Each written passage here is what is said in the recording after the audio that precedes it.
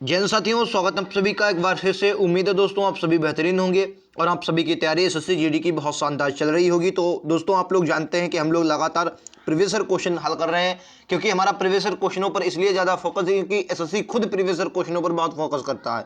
आपको दोस्तों अगर आप सभी सेट का हल करते हैं तो आपको 110% कई क्वेश्चन ऐसे होंगे जो आपको बिल्कुल एग्जैक्ट ऐसे ही देखने को मिल जाएंगे, क्योंकि अभी ज़्यादा टाइम नहीं हुआ है। 2021 में आपका एग्जाम हुआ और अब आपका जो एग्जाम होगा वो मार्च अप्रैल 2023 में होने वाला है। ठीक है, चलिए आज का दोस्तों हमारा जो शिफ्ट है वो 17 नवंबर 2021 की मैथ के कुछ हमने 12 क्वेश्चन कल किए थे और बाकी के क्वेश्चन आज हम इस वीडियो में करने वाले हैं। सभी के सभी इंपॉर्टेंट क्वेश्चन है और आपके एग्जाम के लिए बहुत महत्वपूर्ण है। ठीक है, तो इनको हल करेंगे और राइट आंसर देंगे। चलिए पहला क्वेश्चन आप सभी के सामने रख रहा हूं, राइट आंसर बताना है। यही कहूंगा कि अगर चैनल पर नए हैं तो जरूर सब्सक्राइब कर लें, क्योंकि लगातार मैं वो कंटेंट दे रहा हूं और खुद मैं एसएससी जीडी 2021 क्वालिफाई हूं, तो मैं आप सभी को वही बातें बताता हूं जो आपके एग्जाम के लिए बहुत महत्वपूर्ण है। ठीक है, चलिए आज का पहला क्वेश्चन देखते हैं। पहले क्वेश्चन क्या कर रहा है, ध्यान से पढ़िए और राइट आंसर दीजिए। पहला क्वेश्चन कह रहा है कि 5 वर्ष पूर्व की बात है। 5 वर्ष पूर्व ए बी सी की औसत आयु 20 वर्ष थी। 6 वर्ष पूर्व बी और सी की औसत आयु 9 वर्ष थी। अब से 3 वर्ष बाद ए की आयु कितनी होगी? तो वर्तमान आयु हमें निकालनी होगी। देखिए अगर मैं बात करूं ए बी सी से, क्या करूं, ए बी सी की औसत आयु जो है ए प्लस बी प्लस सी, इनकी औसत आयु आपको कितनी दी गई है? तो आप कहेंगे 20 वर्ष दी है। अगर इनका मैं योग निकालूं तो क्या होता है, औसत जो योग होता है दोस्तों, योग होता है औसत गुणे संख्या। तो 20 औसत है और ये आपकी संख्या कितनी है 3, तो आपका कुल मिलाकर योग इनका कितना आ जाएगा 60। योग इनका कितना आ गया 60। अगर ये आपका आया 5 वर्ष पूर्व, लेकिन मैं वर्तमान में बूझूं तो देखो 5 वर्ष ये भी बड़े होंगे, 5 ये भी बड़े होंगे, 5 ये भी। तो अगर मैं वर्तमान में इनकी आयु का योग बूझूं तो क्या बोलेंगे आप, इनमें 15 ऐड कर देंगे और 15 जब ऐड करेंगे तो आपका कुल मिलाकर कितना आ जाएगा 75, क्योंकि भाई 5 तीनों बड़े होंगे। तो वर्तमान में जो इनकी आयु आ गई तीनों की वो 75 आ गई। ठीक है, उसके बाद अगर मैं बात करता हूं, इसको समझिए। अब कह रहा 6 वर्ष पूर्व बी और सी की औसत आयु 9 वर्ष थी, यानी कि बी और सी की अगर आयु का मैं योग बूझूं तो आप क्या बोलेंगे 9 दूनी 18। क्या बोलेंगे दोस्तों 9 दूनी 18, 9 दूनी 18 बोलेंगे। लेकिन ये अब वर्तमान की नहीं है, ये 6 वर्ष पूर्व है, यानी कि 6 वर्ष पूर्व का कहने का मतलब ये है 6 ये बड़ी होगी, 6 ये बड़ी होगी, तो कुल मिलाकर 12 बड़ी होगी। तो 12 इसमें ऐड कर देंगे तो कुल मिलाकर यहां से कितना आपका आ जाए 30 आ गया। कितना आ गया 30। अब देखो बी और सी की वर्तमान आयु 30 है, ए बी सी तीनों की वर्तमान आयु 75 है, तो मैं यहां से ए की वर्तमान आयु निकाल लूं? आप कहेंगे बिल्कुल। अगर मैं ए की वर्तमान आयु निकालता हूं तो ए की वर्तमान आयु भाई 40 सॉरी कितनी आ जाएगी 45 आ जाएगी, क्योंकि 75 तीनों की है और 2 की आपकी 30 है, तो एक की कितनी बचेगी 75 बचेगी ए की। अब कह रहा 3 वर्ष बाद ए की 45 आएगी ए की, तो आपको 45 आंसर नहीं देना, क्योंकि एग्जाम में आपसे पूछा गया है कि 3 वर्ष बाद ए की आयु कितनी होगी। तो 3 वर्ष बाद यानी कि 3 इसमें जोड़ देंगे तो 45 3 48 हो जाएगा। इस क्वेश्चन का राइट आंसर विकल्प उत्तर क्या होगा 48। क्वेश्चन का राइट आंसर बी हो जाएगा। उम्मीद है आप सभी को यह सवाल क्लियर होगा। अगर क्वेश्चन समझ में आया है तो एक बार लाइक से सब्सक्राइब जरूर करेंगे। नेक्स्ट क्वेश्चन पर चलेंगे। अगला क्वेश्चन दोस्तों आप सभी की स्क्रीन पर ये लीजिए। ये थोड़ा सरलीकरण का अच्छा क्वेश्चन हो सकता है आप सभी के लिए, ध्यान से पढ़ेंगे। राइट आंसर क्या है देखिए, आपको दिया गया है कि इसका आपको पहले मान निकालना है और इस मान के बराबर इसका जो मान दिया गया है वो आपको 5 गुणे 10 की पावर के रूप में दिया गया। ठीक है, और फिर आपको के का मान निकालना। देखो यहां से आप देखो ये फार्मूला होता है, ये फार्मूला आपने पढ़ा होगा। फार्मूला सर क्या होता है, ए क्यूब प्लस का बी क्यूब, इसका जो फार्मूला होता है ए प्लस बी, फिर होता है ए स्क्वायर प्लस का बी स्क्वायर माइनस का ए बी, ये फार्मूला होता है। ठीक है, अच्छा ये आपको यहां पर दिया गया। ठीक है, अच्छा अगर आप देख रहे होंगे कि एक बार पॉइंट में दिया गया। ठीक है, अगर मैं यहां से दोस्तों 1/10 कॉमन ले लेता हूं, ठीक है, तो अगर मैं यहां पर देखो इसी में क्या ले लूं 1/10 नहीं 100 कॉमन लेना पड़ेगा, क्योंकि ये एक इनको जब गुणा करेंगे तो 2 पॉइंट बनेंगे। तो मैंने यहां से क्या ले लिया 1/10 कॉमन ले लिया, 1/100 कॉमन ले लिया। देखो यहां से मैंने क्या ले लिया 1/100 कॉमन ले लिया। ठीक है, और इसका इस वाला जो पूरे का मान दिया है ये इस वाले के, यानी कि ए और ये कट जाएंगे, ये और नीचे वाले कट जाएंगे, तो बचे आपका क्या सिर्फ और ए प्लस बी। और ए प्लस बी को जब आप जोड़ेंगे तो ये आपका बन रहा है 500। कितना बन रहा है 500 और बटे में आपको पहले से दिया है 1/100, यानी कि ये आपका गुणे में इधर आ जाएगा। तो यानी कि कुल मिलाकर जो आपका आंसर बचेगा कितना बचेगा 50,000 बचा। 50,000 बराबर है किसके, ये 5 गुणे 10 के है। 5 गुणे क्या है 10 की पावर के रूप में। ठीक है, अच्छा इसको जब आप काटा पीटी करेंगे देखो तो 5 से 5 ये चला जाएगा। अगर आप इसको 10 की पावर 4 के रूप में लिखें, 10 की पावर 4 के रूप में, और इसको लिखें 10 की पावर के रूप में, ठीक है, तो 10 से 10 चला जाएगा, के बराबर आपका कितना आ गया, के बराबर आपका 4 आ गया। उम्मीद है आप लोग समझ गए होंगे। राइट आंसर विकल्प उत्तर ए होगा। ठीक है, ये फार्मूला अगर आपको पता था तो ये क्वेश्चन आप लोग कर लेते। इसका आपको सिंपल याद रखना है, जब ऐसा फार्मूला दे तो आंसर हमेशा A+B होता है, लेकिन A+B आंसर इसलिए नहीं हुआ क्योंकि उसने इसमें पॉइंट में दे दिया तो हमें 1/100 कॉमन लेना पड़ा। दूसरी बात, उसने K का मान आपसे पूछा, ना कि उस क्वेश्चन का। ठीक है, तो उम्मीद है आप लोग समझ गए होंगे। नेक्स्ट क्वेश्चन में बढ़ा जाए। अगला क्वेश्चन मैं आप सभी के सामने रख रहा हूं, बताइए राइट आंसर क्या होगा इस क्वेश्चन का। अगला क्वेश्चन ये लीजिए, अच्छा क्वेश्चन है, इसको ध्यान से पढ़ेंगे, ये मुझे बढ़िया क्वेश्चन लगा। कह रहा है एक कारखाने में 144 दिनों में निर्धारित संख्या में वस्तुओं के निर्माण के लिए 56 मशीनों की आवश्यकता है। कितने दोस्तों? 56 मशीनों की आवश्यकता है। उसी संख्या में वस्तुएं 96 दिनों में बनाने के लिए कितनी मशीनों की आवश्यकता होगी? मैंने क्या बोला? 144 दिनों में आपको कितनी 56 मशीनों की आवश्यकता है, वही संख्या बनानी है। तो 96 दिनों में कितने दोस्तों? 96 दिनों में जो होगी वो 100 मशीनों की आवश्यकता होगी। ठीक है, काटा पीटी कर दें, आंसर आ जाएगा 12 ठीक 96, 12 बरे में 144। ठीक है, 12 बरे में 144, 8 सत्ती 56, 12 सत्ती 84 इस क्वेश्चन का राइट आंसर। तो x बराबर आपका कितना आ जाएगा दोस्तों? 84 आ जाएगा। ऑप्शन नंबर आपका ए में दिया है। उम्मीद है आप सभी को ये बात समझ में आ गई होगी। नेक्स्ट क्वेश्चन पर चलते हैं। अगला क्वेश्चन दोस्तों ये रहेगा, राइट आंसर क्या है बताना। ये भी अच्छा क्वेश्चन है। कह रहा है यदि ब्याज को अर्धवार्षिक आधार पर चक्रवृद्धि ब्याज किया जाता है, मतलब अर्धवार्षिक है, ठीक है, और 16% दर है, तो 5,000 की राशि का 58,032 रुपये के लगने वाले वर्षों की संख्या। देखो वर्षों के जब आए तो हमेशा आपको वर्ष इस प्रकार निकालने हैं। 5,000 से ये धन जो दोस्तों हो गया वो आपका आ गया है 5800। ठीक है, 5832। देखिए आपको हमेशा याद रखना, जब भी वर्ष आपसे पूछे तो इनको आप अनुपात में रख के काट लें, या तो ये किसी ना किसी क्यूब का, अगर ना कटे पहले ना कटे तो उसमें देख ले, या तो ये स्क्वायर होंगे या तो क्यूब होंगे या किसी की घात 4 होंगे, लेकिन मुझे लग रहा है कि कुछ भी नहीं, तो एक बार काट के देख ले। तो अगर मैं 2 से इसको काटूं तो ये 2 से अगर मैं काटता हूं तो ये आपका बनेगा 2500, और अगर मैं इसको काटता हूं 2 से 2 दूनी 4, 2 नाम 18, 16 दूनी 32, ये आपका आ गया 2916 और 2500। ठीक है, अगर मैं देख रहा हूं तो दोस्तों ये मुझे मिल रहा है, ये आपका 50 का स्क्वायर मिल रहा है, और ये दोस्तों आपका मिल रहा है 54 का स्क्वायर। अनुपात में ये आपका काहे का मिल रहा है? ये 54 का स्क्वायर मिल रहा है। आप लोग देख लेंगे। ठीक है, यानी कि अब एक बात समझ गए, जब स्क्वायर हमें मिल गया तो एक बात हम तो समझ गए कि हमारा जो समय आएगा 2 वर्ष। समय कितना आएगा? 2 वर्ष। लेकिन एक बात है, गलती से आपको 2 वर्ष नहीं लगाना है, क्योंकि उसने कहा कि अर्धवार्षिक आधार पर चक्रवृद्धि ब्याज दिया जाता है, तो अर्धवार्षिक जब आधार पर दिया जाएगा तो राइट आंसर 1 होगा।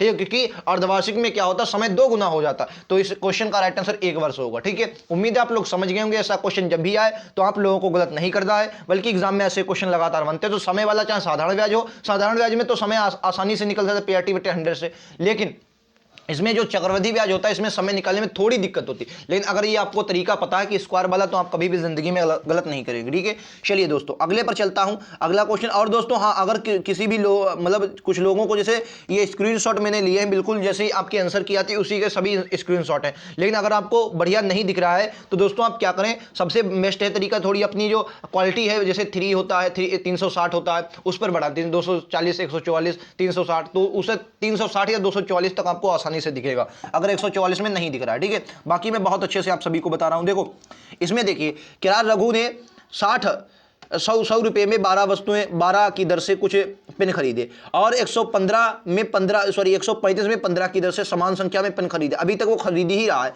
तो कह रहा है 260 में कितने पेन बेचने होंगे कि उसे 20% का लाभ हो। तो एक बात बताइए, आप कहेंगे क्या सर?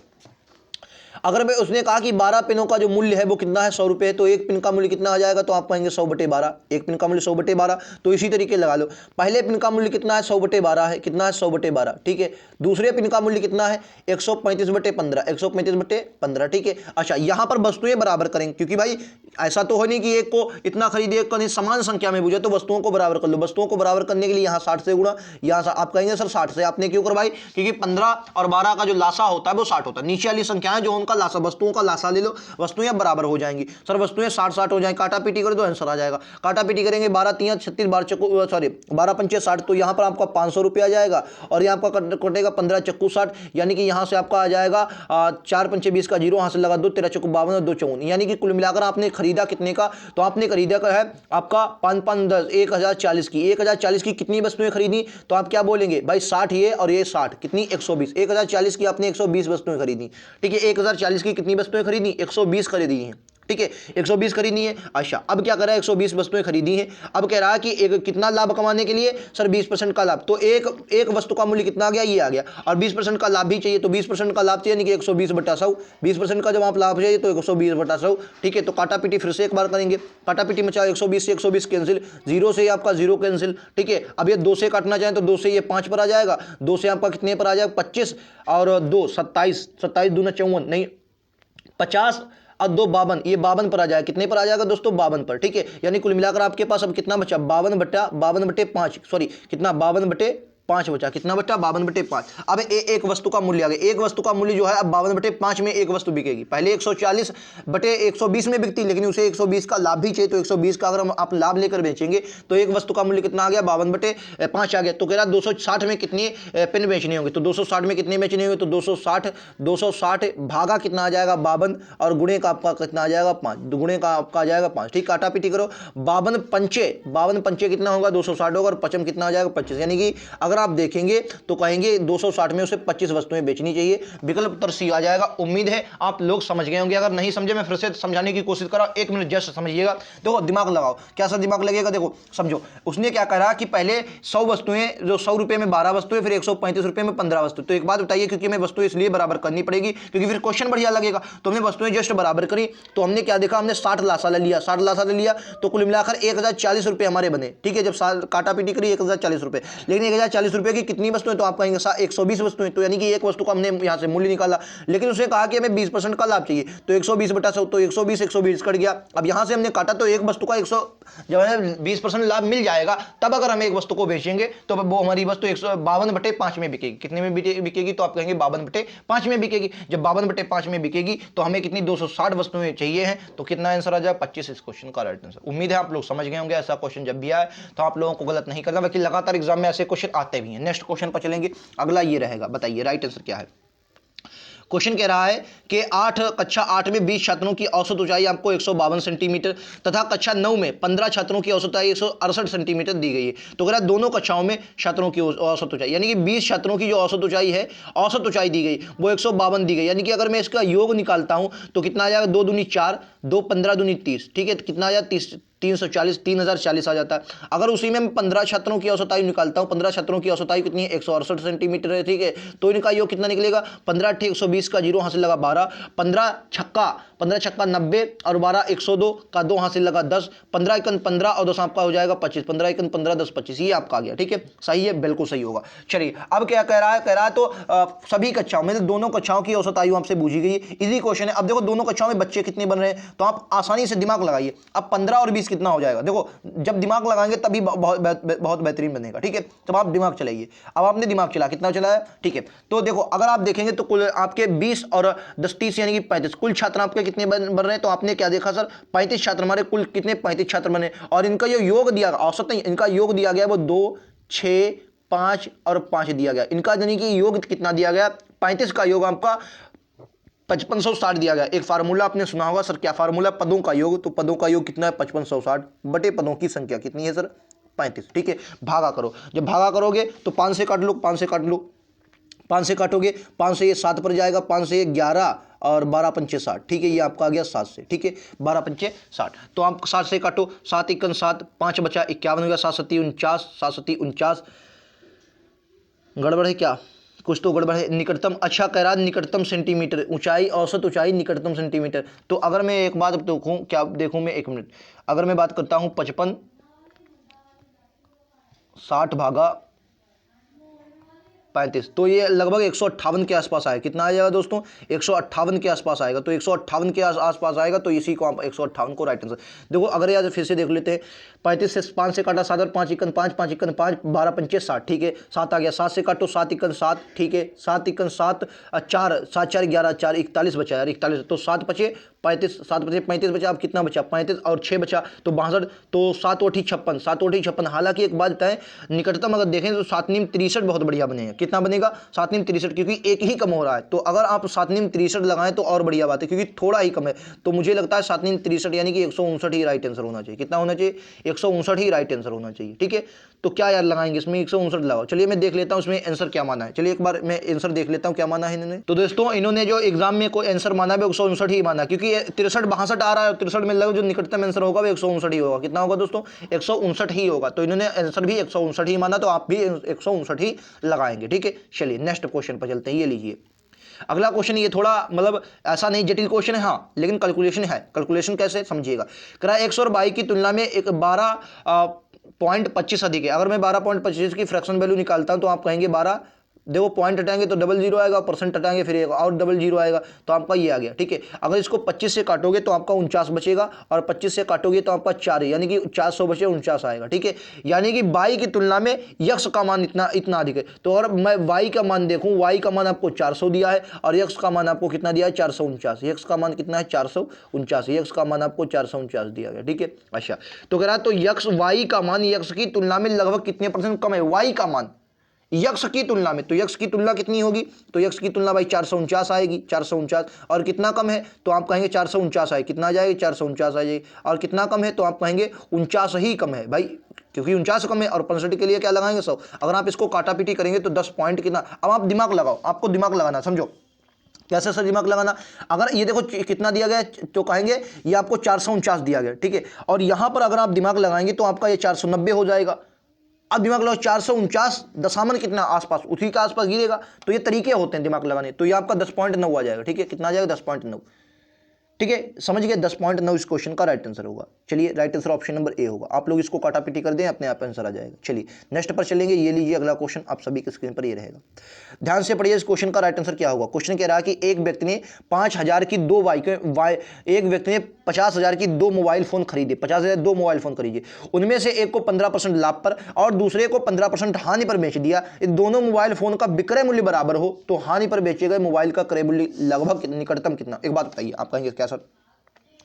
कह रहा एक को 15% लाभ पर बेचा, यानी 15 की फ्रैक्शन वैल्यू बूझूं तो 20 का जो माल था वो आपका 23 का बेचा होगा, 15% लाभ पर बेचा है, क्योंकि 15 की फ्रैक्शन वैल्यू 3/20 होती है। ठीक है, ठीक है, तो कॉस्ट इधर आपके कॉस्ट प्राइस है, ये आपके सेलिंग प्राइस। ठीक है, अच्छा, फिर उसके बाद कह रहा 20% हानि पर बेचा। 20 पंचे 1/5 होता है, यानी कि 5 की चीज ने कितनी की? 4 की बेची। 5 की चीज कितने की? 4 की बेची। अब आपने अभी कहा, क्वेश्चन ने कहा कि सर जो इनके विक्रय मूल्य हैं वो क्या है? बराबर है। क्या है वो भाई? विक्रय मूल्य बराबर है। तो विक्रय मूल्य बराबर करने के लिए यहां पर मुझे 23 से गुणा और यहां पर 4 से गुणा, तो भाई यहां भी 23 से गुणा और यहां भी 4 से गुणा, यहां भी 4 से गुणा। तो कुल मिलाकर यहां तो आपको विक्रय मूल्य छोड़ दो तो यह आपका 20 को 80 आ जाएगा और यह आपका आ जाएगा 5 या 15 के 5 हासिल का 1, 5 दूनी 10 और 1 11, 115। अब दिमाग लगाओ। अब कह रहा हानि पर बेचे गए क्रय मूल्य बताना है। तो एक बात बताओ, दोनों क्रय मूल्य कितने आ गए? तो आप कहेंगे 80 और 15 कितना आ जाएगा? 195।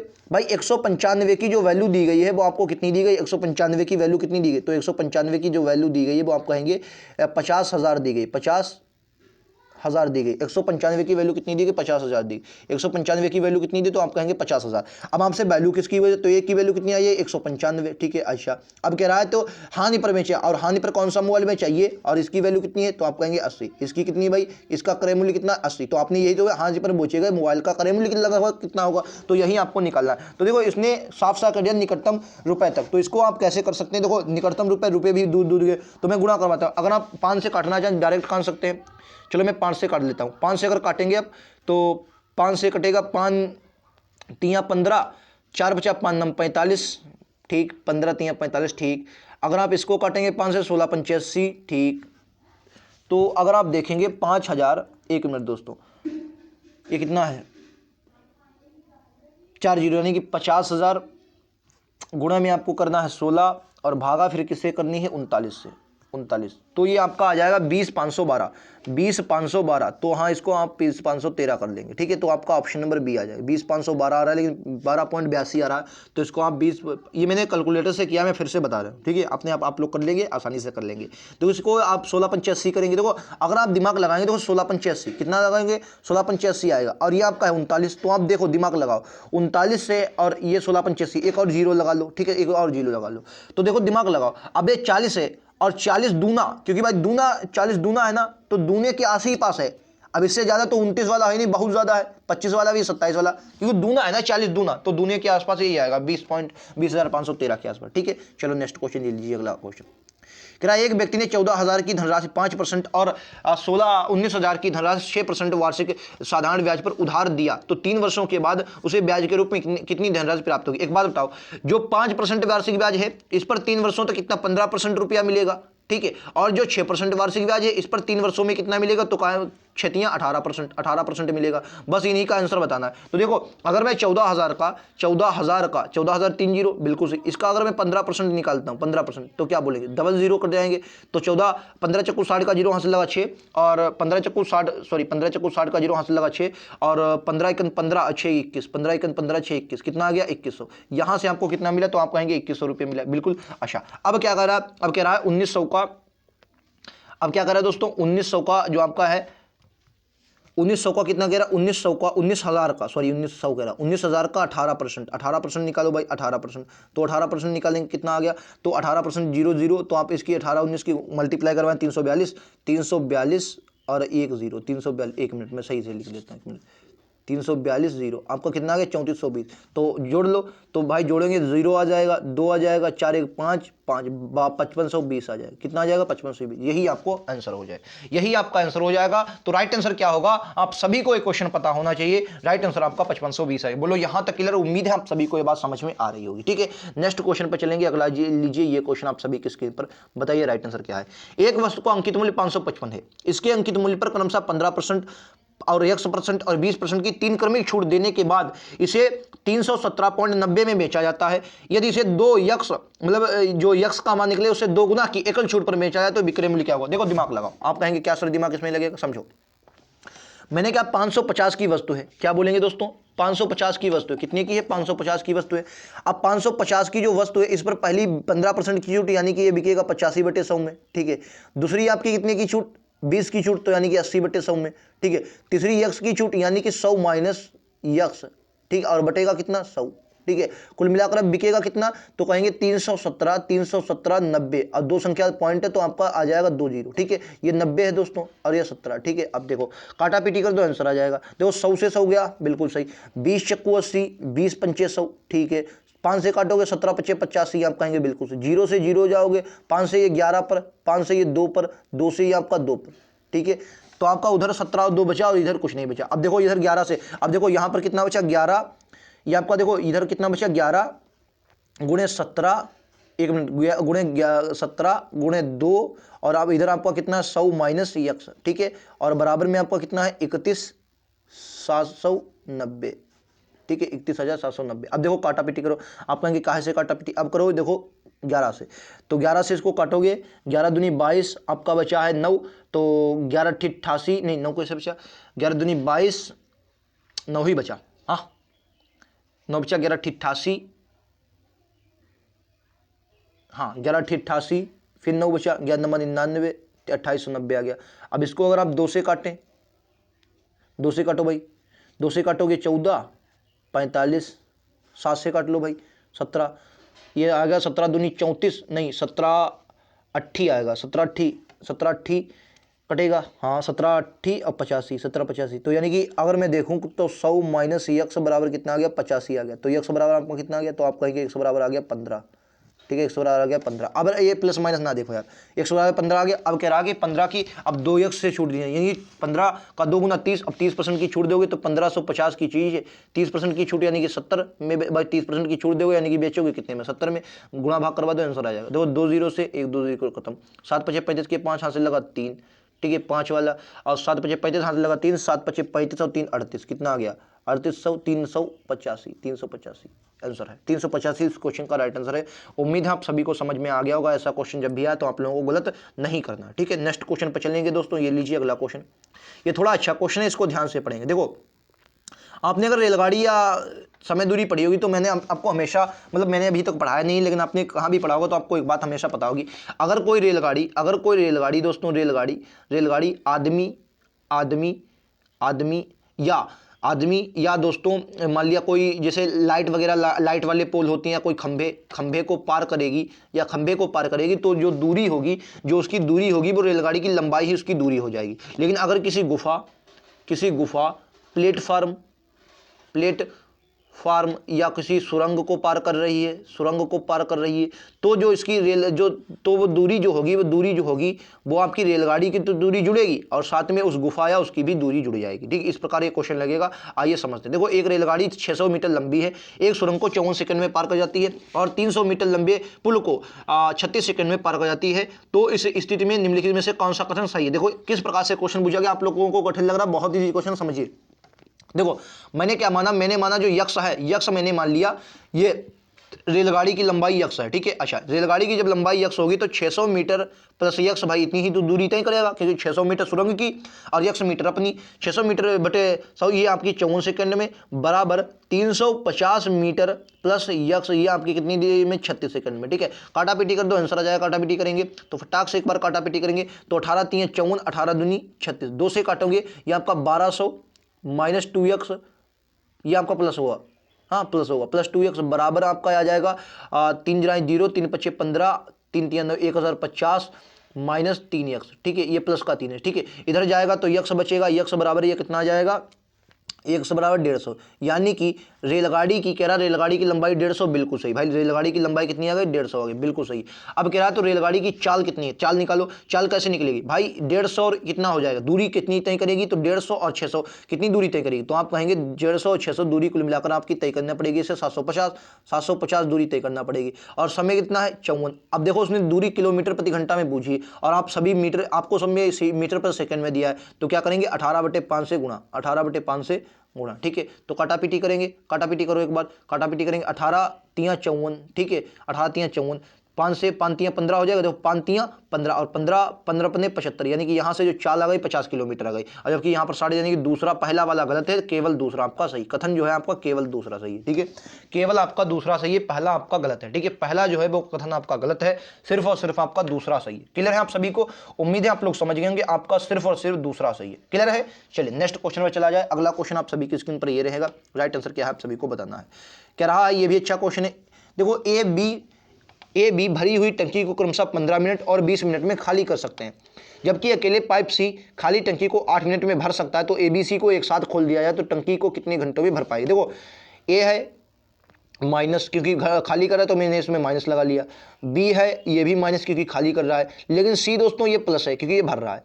ए की कितनी दी है? 15, बी की कितनी दी है? 20, बी की कितनी दी है? 20, एक मिनट दोस्तों, बी की दी है आपको 20 और सी की दी है आपको 8। इनका लासा अगर आप लेंगे तो 120 निकलेगा, 120 निकलेगा। ठीक है, कितना आएगा? 15 8 120, 20 छक्का 120, 15 8 120। ठीक है, अब देखो ये माइनस, ये माइनस। अब एक बात बताओ, कुल मिलाकर खाली कितनी, भरी कितनी रही है? तो आप कहेंगे 15, और उसी 1 मिनट में 6 और 8 14, यानी कि 14 खाली हो रही है और भर कितनी रही है? 15, यानी कि कुल मिलाकर भर कितनी रही है? तो आप कहेंगे कुल मिलाकर 1 घंटे में 1 ही यूनिट भर रही है। तो भाई पूरी भरने में 120 मिनट, कितना मिनट, क्योंकि हर चीज़ मिनट में दी है, तो घंटे की अगर बात करेंगे तो 60 से भाग दोगे, 2 इस क्वेश्चन का राइट आंसर है। ठीक है, उम्मीद है आप लोग समझ गए होंगे। क्लियर है भाई? दिमाग लगाओ, बहुत ईजी क्वेश्चन है, समझो, दिमाग लगाओ। आप कहेंगे क्या सर? एक बात बताओ, आप समझिए भाई, 15 मिनट, 15 खाली हो रही, 15 क्या कर रही? भर रही है, और 8 और 6 खाली, 14 खाली हो रही, 15 भर रही है। तो कुल मिलाकर भर कितनी रही? 1, और 120 में कितनी भरेगी? ठीक है, 2 घंटा। नेक्स्ट, आज का अंतिम क्वेश्चन, बताइए राइट आंसर क्या होगा। कह रहा है एक व्यक्ति ने एक आयताकार भूखंड खरीदा जिसकी लंबाई, देखो अभी तक मैंने क्या बोला, अगर आप देख रहे होंगे तो मेंसुरेशन वगैरह या 3D की अगर मैं बात करूं, 2D और 3D से 2 क्वेश्चन। कल मैंने एक बेलन वाला एक क्वेश्चन करवाया था, आज ये आयत वाला। तो ज्यादा मेंसुरेशन को लेकर बहुत लोगों को मतलब हार्ड फील हो रहा है कि कितना, और मुझे लगता है कि एडवांस में ज्यादातर मेंसुरेशन ही आते हैं। ठीक है, अगर आप एडवांस जैसे ज्योमेट्री वगैरह पूछते हैं, ज्योमेट्री वगैरह कभी नहीं आती यार, सिर्फ आपसे एडवांस में 2D और 3D ज्यादातर पूछा जाता है। फिर वो तो आप लासा मासा को रखेंगे एडवांस में तो वो है ही, मतलब नंबर सिस्टम वगैरह वो तो आता ही है। ठीक है, लेकिन अगर मेंसुरेशन में ज्यादातर देखें तो ये आपका 2D और 3D से बहुत नॉर्मल क्वेश्चन बनते हैं। ठीक है, चलो अगला क्वेश्चन देखो। एक व्यक्ति एक आयताकार भूखंड खरीदा जिसकी लंबाई चौड़ाई का अनुपात 7:5 है। यदि भूखंड पर बाढ़ लगाने, देखो बाढ़ जो हमेशा लगेगा वो परिमाप के, मतलब ये आयत है, मान लिया क्या है ये दोस्तों, आयत है, इसका आयत है, तो जो बाढ़ लगेगा इसके इधर इधर लगेगा, यानी कि आयताकार आयत पर, तो आयत पर लगेगा, यानी कि यहां से आप परिमाप निकाल सकते हैं। तो 15 मीटर की दर से 2880 का खर्च हुआ, यानी कि 2880 का अगर खर्चा हुआ है और वो भी 15 की दर से, तो 15 एकन 15 आपका कितना बचा? ये आपका बचा 15 एकन 15, और 15 से 2 कम यानी कि 13, और 13 में 38 आ जाएगा, यानी 15 15 75, 15 3 45, 15 15 6 90, 15 7 105, 15 8 120, 15 8 120। ठीक है, और कितना बचा? कुछ गड़बड़ तो नहीं हो रहा भाई? एक मिनट यार, मैं छोटे से काट लेता हूँ। देखो 15 1 15, कितना बचा? आप कहेंगे 13 बचा, 13 में आ जाएगा 138। ठीक, 15 दूनी 15, 138, हाँ 15 15 नामा 135, कितना आ गया? 15 नामा 135, कितना बचा? 3, 15 दूनी 30, यानी कि कुल मिलाकर परिमाप जो आ गया, परिमाप ये कितना आ गया? परिमाप जो आ गया, परिमाप आपका कितना आ गया? परिमाप आ गया 152। 152 परिमाप कितना आ गया? 152। अच्छा, अब परिमाप यहां से कैसे निकालेंगे? यहां से देखो 7 परिमाप जो होता है वो होता है 2x + y, x + y, x + y कितना आ जाएगा? तो आप कहेंगे 7 5 12, और 12 दूनी 24, 12 दूनी कितना आ जाएगा? 24, यानी कि 24 की जो वैल्यू दी गई है वो आपको कितना दी गई? 152। 24 की वैल्यू कितनी दी गई? 152। यहां से आपको 12 से काटना है, 12 दूनी 24, 12 से काटेंगे, 12 1 12, और 12 7 बचा, 12 8 सॉरी 12 7 बचा 12 6 72, तो 1 की वैल्यू कितनी आ गई? 1 की वैल्यू आ गई 8, तो 1 की वैल्यू आ गई 8। अब आप मुझे पूछिए लंबाई कितनी? लंबाई कितनी? 7, तो 1 की वैल्यू जब 8 है तो 7 की वैल्यू कितनी आ जाए? 8 7 56। 56 इस क्वेश्चन का राइट आंसर है, विकल्प उत्तर सी के साथ जाएंगे। ठीक है, 56 क्वेश्चन का राइट आंसर। उम्मीद है समझ गए होंगे। तो ये थे आज के महत्वपूर्ण क्वेश्चन दोस्तों। मैं पूरे सेट को 2 पार्ट में बांटता हूँ। 2 पार्ट में बांटने का पूरा मकसद यही है कि कम क्वेश्चन हो और आप जल्दी से समझ सकें, अच्छे से समझ सकें, क्योंकि कम क्वेश्चन होते तो समझाने में वीडियो छोटा होता तो आप देखते भी अच्छे से हैं और आप बोरिंग भी इतनी महसूस नहीं करते, बाकी क्वेश्चन भी हम लोग बेहतरीन कर लेते हैं। ठीक है, आप सभी को क्लास पसंद आई होगी। अगर क्लास वाकई में पसंद आ रही तो एक बार लाइक शेयर सब्सक्राइब जरूर करेंगे। आने वाले नोटिफिकेशन अपडेट के लिए बेल आइकन दबा लें। एसएससी जीडी के जितनी भी शिफ्टें हुई मैं आपको सभी करवा दूंगा, क्योंकि प्रीवियस सर ये आपको वही आदमी बता सकता है। आप जो कोई तैयारी करे एसएससी की, सिर्फ आपको जीडी की छोड़ दो, एमटीएस वगैरह, क्योंकि एमटीएस के लोग बढ़िया से तैयारी करते हैं, उनसे पूछना कि प्रीवियस कितने इंपॉर्टेंट है। सिर्फ एसएससी ही नहीं बल्कि किसी भी एग्जाम के लिए आप किसी टॉपर से पूछेंगे तो हमेशा वो बताएगा कि प्रीवियस ईयर पर ज्यादा फोकस करना चाहिए। तो आप अगर प्रीवियस ईयर फोकस नहीं कर रहे हैं तो कहीं ना कहीं आप गलती कर रहे हैं।